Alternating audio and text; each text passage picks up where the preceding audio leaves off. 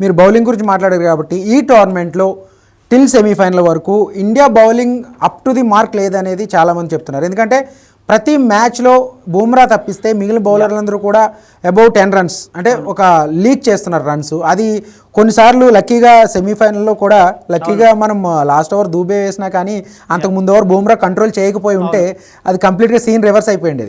So India bowling attack గురించి ఏం చెప్తారు ఈ పర్టికులర్ టోర్నమెంట్లో ఇప్పటి వరకు? T20లో చాలా కష్టం బౌలర్స్కి, వాళ్ళ జాబ్ అంత టఫ్ జాబ్ ఏది ఉండదు T20లో, ఎందుకంటే బ్యాటర్స్ విరుసుకు పడుతుంటారు. మొన్న 499 రన్స్ అనుకుంటా ఇండియా అండ్ ఇంగ్లాండ్ మ్యాచ్లో స్కోర్ చేసి, ఇంకా దాంట్లో చూడండి జాఫర్ ఆర్చర్ అయితే 60 రన్స్కి పోయిండు 4 ఓవర్స్లో 60+.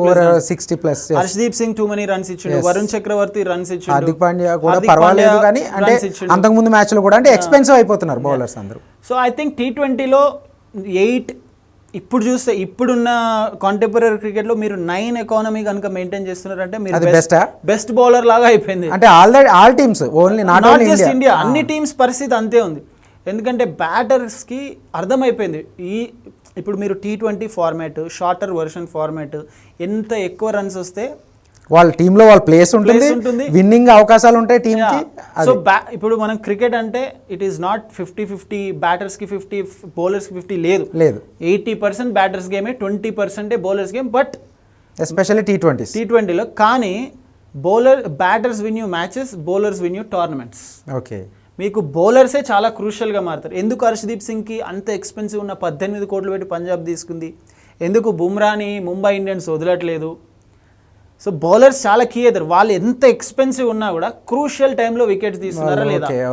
మొన్న బుమ్రా ఆ 2 ఓవర్లు 8-6 కనుక రాకుండా ఒక ఓవర్లో 15, ఒక ఓవర్లో 12 వచ్చుంటే ఫైనల్ ఓవర్ సిచ్యువేషన్ వేరే ఉంటుంది.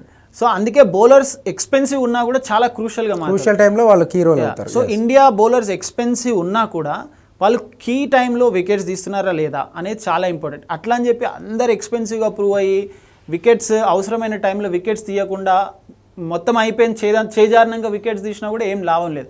So I feel 8-9 economy is fine, but 10, 11, 12, 13 అంత వెళ్తున్నప్పుడు డెఫినెట్గా అది ఇండియా కొంచెం చూసుకోవాలి. బట్ బ్యాటింగ్ అండ్ బౌలింగ్లో కంపేర్ చేస్తే ఐ థింక్ బౌలింగ్ డెఫినెట్గా బిలో పార్ లాగానే అనిపించింది, ఎక్సెప్ట్ బుమ్రా.